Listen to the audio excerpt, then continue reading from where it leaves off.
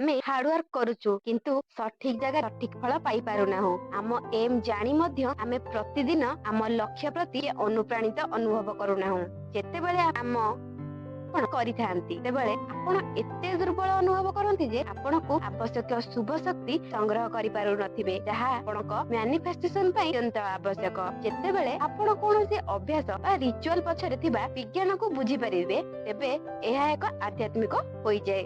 ଯଦି ଆପଣ ସକାଳୁ ବହୁତ ଗଡବଡରେ ଉଠନ୍ତି, ପୁରା ଜଲ୍ଦି ଜଲ୍ଦି ଉଠି ଯାଆନ୍ତି, ଡେରିରେ ଉଠନ୍ତି, ତେବେ ଆପଣଙ୍କର ଅବଚେତନ ମନ ମାନେ ସବକନସିୟସ ମନ ଅନୁଭବ କରେ ଯେ କିଛି ଅନୁପସ୍ଥିତ, ମାନେ ଏଥିରେ ଆପଣ ଅନୁପ୍ରାଣିତ ହେବେ ନାହିଁ, ଶକ୍ତିଶାଳୀ ଅନୁଭବ କରିପାରିବେ ନାହିଁ ଏବଂ ଯେଉଁ କାମ ଆପଣ କରୁଛନ୍ତି ତାହା ଭିତରେ ଭଲ ଅନୁଭବ କରିପାରିବେ ନାହିଁ। ଏହା ଏକ ଗୁରୁତ୍ୱପୂର୍ଣ୍ଣ ପଦକ୍ଷେପ ଯାହା ବେଶୀ ଭାଗ ଲୋକ ଛାଡି ଦିଅନ୍ତି। ଆପଣ ଆପଣଙ୍କ ପାଇଁ ଲକ୍ଷ୍ୟ ରଖିଛନ୍ତି, ଆପଣଙ୍କ ଜୀବନକୁ ବଦଳାଇବାକୁ ହେବ, ଆପଣଙ୍କୁ ଅନୁଭବକୁ ବଦଳାଇବାକୁ ହେବ, କିନ୍ତୁ ଗନ୍ତବ୍ୟ ଜାଣିଥିବା ସତ୍ତ୍ୱେ ଆମେ ପ୍ରତିଦିନ ଲକ୍ଷ୍ୟ ପ୍ରତି ଅନୁପ୍ରାଣିତ ଅନୁଭବ କରିପାରୁନାହୁଁ। ମାନେ ସବୁବେଳେ କଣ ଆମେ ଆମ ଲକ୍ଷ୍ୟକୁ ନେଇ ପୁରା ଉତ୍ସାହରେ ଆମେ କାମ କରୁଛୁ? ଆମ ଉତ୍ସାହ କମି ଯାଉଛି, ଆମେ ଗୋଟେ ଦିନ ଲୋ ଫିଲ୍ କରୁଛେ, ଯାହା ଚାହୁଁଛେ ସେଥିପାଇଁ କାମ କରିପାରୁନେ। ବୋଧେ ହୁଏ ଆପଣ ଜାଣନ୍ତି ମାନେ କେଉଁ ପ୍ରକ୍ରିୟା କରିବାକୁ ପଡିବ ଲକ୍ଷ୍ୟ ପାଇଁ, କିନ୍ତୁ ଗୋଟେ ଦିନରେ ଏହା କରିପାରୁନାହାନ୍ତି। ମ୍ୟାନିଫେଷ୍ଟେସନ ଅର୍ଥ ହେଉଛି ଆପଣଙ୍କ ଜୀବନରେ କିଛି ଆଣିବା। ଏଥିରେ ଆପଣଙ୍କ ଶକ୍ତି, ଆପଣଙ୍କ ଭାଇବ୍ରେସନ ବହୁତ ଗୁରୁତ୍ୱପୂର୍ଣ୍ଣ। ଯଦି ଆପଣ ଦିନରେ ଆପଣଙ୍କ ଶକ୍ତିକୁ ଠିକ ଭାବେ ରଖିପାରୁନାହାନ୍ତି, ତେବେ ଆପଣଙ୍କର ଉତ୍ସାହ କମିଯିବ, ଆପଣ ବହୁତ ଲୋ ଫିଲ୍ କରିବେ, ଯାହା କରିବାକୁ ଥିବ ସେ କାମ ଠିକ ସମୟରେ କରିପାରିବେ ନାହିଁ, କାରଣ ଆପଣଙ୍କ ମନ ଅନ୍ୟ ଦିଗରେ ଯାଉଛି ଏବଂ ସେହିପରି ମାନସିକ ପ୍ୟାଟର୍ନ ଆମକୁ କାମ କରାଏ। ଯଦି ଆମେ ଦିନ ମଧ୍ୟରେ ଜଣେ ନିୟମିତ ଅଭ୍ୟାସକୁ ଅନୁସରଣ କରୁନାହୁଁ, ମାନେ ଗୋଟେ ନିୟମିତ ଅଭ୍ୟାସ ଆମେ ପ୍ରତ୍ୟେକ ଦିନ ଅନୁଭବ କରୁନାହୁଁ, ତେବେ ଆମେ ସଫଳତା ଦେଖିପାରିବା ନାହିଁ। ପ୍ରତିଦିନ ଅଭ୍ୟାସ ବଦଳାଇବା ସହିତ ଆପଣଙ୍କ ଅବଚେତନ ମନ ବା ସବକନସିୟସ ମାଇଣ୍ଡ ବି ଗୋଟିଏ ସ୍ଥିର ପ୍ୟାଟର୍ନ ନେଇପାରିବ ନାହିଁ। ଏପରି ସ୍ଥିତିରେ ଆପଣ ନିଜ ପାଇଁ 3-4ଟି ଅଭ୍ୟାସ ବାଛନ୍ତୁ, ଯାହା ଆପଣ ପ୍ରତିଦିନ କରିପାରିବେ।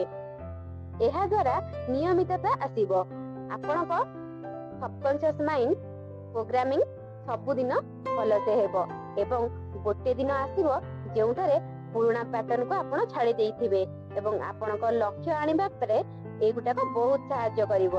ଯେତେବେଳେ ଆପଣ ନିଜେ ଶାନ୍ତିରେ ବସନ୍ତି, ସେତେବେଳେ ଆପଣଙ୍କର ଊର୍ଜାକୁ ଠିକ କରିବା ସମ୍ଭବ ହୁଏ। ମନ ବହୁତ ବୁଦ୍ଧିମାନ ଅଟେ। ଯେତେବେଳେ ଆପଣଙ୍କର ଶ୍ୱାସ କମ ହୁଏ, ମନ ସେଇ ଚିନ୍ତାକୁ ହଟାଇ ଦେଇଥାଏ। ସେଇଥିରେ ଯଦି ଆପଣ ଗୋଟିଏ ଶ୍ୱାସ ଓ ମନ ମଧ୍ୟରେ ସଂଯୋଗକୁ ସକାଳେ ଘଟିବାକୁ ଦେଉଛନ୍ତି, ତେବେ ଆପଣ ଭଲ ଅନୁଭବ କରିପାରିବେ। ସେଥିପାଇଁ ସକାଳେ ଅଳ୍ପ ସମୟ ପାଇଁ ଶାନ୍ତିରେ ବସନ୍ତୁ, ତାପରେ ଆପଣଙ୍କର ଲକ୍ଷ୍ୟ ଗୁଡିକୁ ଲେଖନ୍ତୁ। ଆପଣଙ୍କର ଲକ୍ଷ୍ୟ କଣ? ଆପଣ ନିଜ ପାଇଁ କେଉଁ ଲକ୍ଷ୍ୟ ଧାରଣ କରିଛନ୍ତି, ସେଗୁଡିକ ପଜିଟିଭ ଭାବରେ ଲେଖନ୍ତୁ। ଉଦାହରଣ ସ୍ୱରୂପ, ମୁଁ ବହୁତ ଖୁସି ଓ କୃତଜ୍ଞ ଅଛି ଯେ ଏବେ ମୋ ଆଦର୍ଶ ଶରୀରର ଓଜନ 60 କେଜି ଅଛି। ମାନେ ଆପଣ ଯଦି ଚାହୁଁଛନ୍ତି ଆପଣଙ୍କ ୱେଟକୁ ଗୋଟେ ହେଲ୍ଦି ୱେଟ ରଖିବା ପାଇଁ, କିମ୍ବା ଆପଣଙ୍କର ୱେଟ ଟା ବହୁତ ଅଛି, ଆପଣ ଚାହୁଁଛନ୍ତି ଆଗ ଅଳ୍ପ କମେଇବା ପାଇଁ, ତେଣୁ ଆପଣ ଏଇ ପଜିଟିଭ ଆଫର୍ମେସନ ନେଇପାରିବେ। ଏହିପରି ଭାବେ ଅନ୍ୟ ଗୋଟେ ଉଦାହରଣ ହଉଛି, ମୁଁ ବହୁତ ଖୁସି ଅଛି ଓ ଆଶୀର୍ବାଦ ଅନୁଭବ କରୁଛି ଯେ ମୁଁ ମୋ ମନ ଇଚ୍ଛିତ ଜୀବନ ସାଥୀକୁ ଆକର୍ଷଣ କରିଛି। ଏହିପରି ଭାବେ 3-4ଟି ଲକ୍ଷ୍ୟ ରଖନ୍ତୁ, ଯାହା ଆପଣଙ୍କ ପାଇଁ ସବୁଠୁ ଗୁରୁତ୍ୱପୂର୍ଣ୍ଣ। ଏହିଭଳି ଲେଖିଲେ ପଜିଟିଭିଟି ଉତ୍ପନ୍ନ ହେବ। ହୁଏତ ଏହି ସମୟରେ ଆପଣ ପଜିଟିଭ ଅନୁଭବ କରିବେ ନାହିଁ, କିନ୍ତୁ ଦିନ ଗତି କରିବା ସହିତ ସେଇ ପଜିଟିଭିଟି ଆସିବ। ତାପରେ କିଛି ନେଗେଟିଭ ଚିନ୍ତାକୁ ଚିହ୍ନଟ କରନ୍ତୁ, ଯାହା ସାଧାରଣତଃ ଆପଣଙ୍କୁ ଖରାପ ଅନୁଭବ କରାଏ। ନିଜକୁ ପଚାରନ୍ତୁ, କେଉଁ ଚିନ୍ତା ମତେ ଖରାପ ଅନୁଭବ ଦେଇଥାଏ? ଏହି ଚିନ୍ତାକୁ ଚିହ୍ନଟ କରିବା ପରେ ତାକୁ ଗୋଟେ ପଜିଟିଭ ବାକ୍ୟ ତିଆରି କରନ୍ତୁ। ଉଦାହରଣ ସ୍ୱରୂପ, ମୁଁ ସମ୍ମାନିତ ଓ ମୂଲ୍ୟବାନ ଅଟେ। ଯେଉଁଠି ମୁଁ ମନ ଦିଏ, ମୁଁ ସେଠାରେ ଖୁସି ଓ ସଫଳତା ପାଏ। ଏହିପରି ଭାବେ ଆଉ 3-4ଟି ନେଗେଟିଭ ଚିନ୍ତାକୁ ଚିହ୍ନଟ କରନ୍ତୁ, ତାପରେ ପଜିଟିଭ ଭାବରେ ପରିବର୍ତ୍ତନ କରନ୍ତୁ ଓ ଏହାକୁ ପୁନରାବୃତ୍ତି କରନ୍ତୁ। ମୁଁ ବା ଏହା ସକାଳେ ବହୁତ ଦରକାରୀ, ଯେତେବେଳେ ଆପଣ ଗୋଲ ଲେଖନ୍ତି ଏହି ସମୟରେ ସବକନସିୟସ୍ ମାଇଣ୍ଡ ଆପଣଙ୍କୁ ଏମିତି ଅନୁଭବ ଦେଇପାରେ ଏଇଟା ବହୁତ କଠିନ, ଏଇଟା ସମ୍ଭବ ନୁହେଁ। ସେଥିପାଇଁ ଗୋଲ ଲେଖିବା ପରେ ପଜିଟିଭ ବାକ୍ୟ କହିବାର ଅଭ୍ୟାସ ଆପଣଙ୍କ ଊର୍ଜା ଓ କମ୍ପନ ମାନେ ଭାଇବ୍ରେସନ କୁ ବଢାଏ। ଆଫର୍ମେସନ ପ୍ରାକ୍ଟିସ ପରେ ପ୍ରତ୍ୟେକ ବାକ୍ୟ କିଛି ସମୟ ପର୍ଯ୍ୟନ୍ତ ପୁନରାବୃତ୍ତି କରନ୍ତୁ। ତାପରେ ଦୟାକରି ହତାଶିତ ଭାବରେ ବିଛଣାରୁ ଉଠନ୍ତୁ ନାହିଁ। ଯେତେବେଳେ ଆପଣ ସକାଳୁ ପୁରା ଲୋ ଫିଲ୍ କରି ଅଳସୁଆଙ୍କ ଭଳିଆ ଉଠିବେ, ସେତେବେଳେ ଆପଣଙ୍କ ସବକନସିୟସ୍ ମାଇଣ୍ଡକୁ ଏହି ଭାବ ଦେଇଥାଏ ଯେ କିଛି ଅପୂର୍ଣ୍ଣ ଅଛି ଏବଂ ଏହା କମ୍ପନ ପାଇଁ ଭଲ ନୁହେଁ। ତେଣୁ ଧୀରେ ଉଠନ୍ତୁ, ନିଜକୁ ତାଜା କରନ୍ତୁ।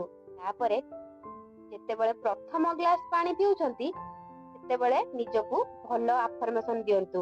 ଆପଣ ନିଜକୁ ଏହି ଭଲ ଚିନ୍ତା ଦିଅନ୍ତୁ ଯେ ମୋର ସବକନସିୟସ୍ ମାଇଣ୍ଡ ମୋର ଲକ୍ଷ୍ୟ ଗୁଡିକୁ ଜୀବନରେ ଆଣିବା ପାଇଁ ଓ ସେଗୁଡିକୁ ପ୍ରକଟ କରିବାରେ ସମ୍ପୂର୍ଣ୍ଣ ସହଯୋଗ କରେ। ମୁଁ ଖୁସି, ପ୍ରେମ ଓ ଉତ୍ସାହ ସହିତ ମୋ ଲକ୍ଷ୍ୟ ଗୁଡିକୁ ପ୍ରକଟ କରୁଛି। ଏହା ଭାବକୁ 3-4 ଥର ପାଣିରେ ଗ୍ଲାସକୁ ଦେଖି ପୁନରାବୃତ୍ତି କରନ୍ତୁ। ତାପରେ ପାଣିକୁ ପିଇ ଦିଅନ୍ତୁ। ଏହିପରି ଭାବେ ଆପଣ ସକାଳେ 4ଟି ଗୁରୁତ୍ୱପୂର୍ଣ୍ଣ ପ୍ରାକ୍ଟିସ କରିପାରିବେ। ଶାନ୍ତିରେ ବସିବେ, ଲକ୍ଷ୍ୟକୁ ଲେଖିବେ, ପଜିଟିଭ ଆଫର୍ମେସନ କହିବେ, ପାଣି ଦ୍ୱାରା ଚିନ୍ତା ଓ ଊର୍ଜାକୁ ଏନର୍ଜାଇଜ କରିବେ। କାହିଁକି? ପାଣିଟା ହେଉଛି ପଞ୍ଚତତ୍ତ୍ୱ ମଧ୍ୟରୁ ସବୁଠାରୁ ଖୋଲା ତତ୍ତ୍ୱ ଅଟେ ଓ ଏହା ଊର୍ଜା ଶୋଷଣ କରେ। ଯେତେବେଳେ ଆପଣ ପାଣିକୁ ଦେଖି ପଜିଟିଭ ଚିନ୍ତା ଦେଲେ, ଆପଣଙ୍କ ସବକନସିୟସ୍ ମାଇଣ୍ଡ ଏହି ପ୍ରକାର ଚିନ୍ତା ଓ ଊର୍ଜାକୁ ଆପଣଙ୍କ ଜୀବନକୁ ଆଣିବାରେ ସହଯୋଗ କରିଥାଏ। ମ୍ୟାନିଫେଷ୍ଟେସନରେ ଯେଉଁ ଅନୁପସ୍ଥିତି ଅଂଶଟି ଅଛି, ତାହା ହେଉଛି ଆମେ ସକାଳକୁ ନିୟନ୍ତ୍ରିତ କରିପାରୁନାହୁଁ। ଯେଉଁ ଲୋକ ସକାଳେ ନିଜ ଊର୍ଜାକୁ ନିୟନ୍ତ୍ରଣ କରନ୍ତି, ଏହି ପଜିଟିଭ ପ୍ରାକ୍ଟିସ କରନ୍ତି, ତାଙ୍କ ଦିନଟି ସାରାଦିନ ଭଲ ଓ ପଜିଟିଭରେ ଯାଏ। ଦିନରେ ଯଦି ଆପଣ ବିରକ୍ତ ହେବେ, ଅନୁକୂଳ ପରିସ୍ଥିତି ନଥିଲେ ମଧ୍ୟ ଆପଣ ହାର ମାନିବେ, ତାହେଲେ ଆପଣ ବହୁତ ନେଗେଟିଭ ଜିନିଷକୁ ଆଟ୍ରାକ୍ଟ କରିବେ। କାହିଁକି? କାରଣ ଆପଣ ସକାଳେ ନିଜକୁ ରିଚାର୍ଜ କରିଥିଲେ। ଏହି ରିଚାର୍ଜିଂ ସକାଳେ ହେବା ଉଚିତ। ଯଦି ସେଇଟା ହୁଏନି, ଦିନରେ ଯେତେ କଠିନ ପରିଶ୍ରମ କରିଲେ ମଧ୍ୟ ସେଠାରେ ସେହିପରି ଫଳ ମିଳିବ ନାହିଁ। କାରଣ ଯେତେବେଳେ ଆପଣ କାମ କରିବେ, ସେ ପର୍ଯ୍ୟନ୍ତ ଆପଣ ଏତେ ଥକିଯିବେ ଯେ ଆପଣ ବା ଆପଣଙ୍କ ପାଖରେ ଊର୍ଜା ଓ ଶକ୍ତି ଆଉ ରହିବ ନାହିଁ ଓ ଆପଣ କାମ କରିବାରେ ଭଲ ଅନୁଭବ କରିପାରିବେ ନାହିଁ। ମୁଁ ଆଶା କରେ ଯେ ଏହି ଭିଡିଓ ସହିତ ଆପଣ ନିଜ ପ୍ରାକ୍ଟିସ ପ୍ରତି ଅଧିକ ଗମ୍ଭୀର ହେବେ। ମନେ ରଖନ୍ତୁ, ପ୍ରାକ୍ଟିସ ପଛରେ ବିଜ୍ଞାନ ଅଛି। ପ୍ରତ୍ୟେକ ପ୍ରାକ୍ଟିସ ଆପଣଙ୍କୁ ବା ଆପଣଙ୍କ ଊର୍ଜାକୁ ବଦଳାଏ। ଯେତେବେଳେ ଆପଣ ପ୍ରାକ୍ଟିସ ଓ ରିଚୁଆଲ ପଛରେ ବିଜ୍ଞାନକୁ ବୁଝିପାରିବେ, ସେଠି ଆପଣ ସ୍ପିରିଚୁଆଲ ହେଇଯିବେ। ଏହାର ଅର୍ଥ ହେଉଛି ଏହା ଆପଣଙ୍କୁ ଆପଣଙ୍କ ଉଚ୍ଚତମ ଆତ୍ମା ସହିତ ଯୋଗ କରାଏ ଓ କାର୍ଯ୍ୟ କରିବା ପାଇଁ ପ୍ରେରଣା ଦିଏ। ଏହିପରି କାର୍ଯ୍ୟ, ଏହିପରି ଅଭିଯାନ ପାଇଁ ଆପଣଙ୍କ ଜୀବନରେ ଖୁସି, ପ୍ରେମ ଓ ପ୍ରେରଣା, ସଫଳତା ସବୁ ଆଣିଦେବ। ମୁଁ ଆପଣଙ୍କୁ ବହୁତ ଶୁଭେଚ୍ଛା ଜଣାଉଛି। ଏ ପର୍ଯ୍ୟନ୍ତ ଭିଡିଓଟି ଦେଖିଥିବାରୁ ଆପଣଙ୍କୁ ଅଶେଷ ଅଶେଷ ଧନ୍ୟବାଦ। Thank you so much. ଜୟ ସିୟାରାମ।